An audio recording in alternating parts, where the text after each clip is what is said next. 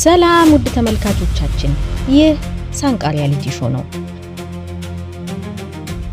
መርጣችሁ ስለምትመለከቱን እናመሰግናለን። የምትመለከቷቸው 5 የሳንቃ ሾው የሥራ ፈጠራ ተወዳዳሪዎች ከዚህ በፊት የነበረውን የ50 ሺህ ብር ሽልማት ያሸነፉ ሲሆን በቀጣይ ከ5ቱ የተሻለ ውጤት ያስመዘገበ የ100 ሺህ ብር አሸናፊ የሚሆን ይሆናል።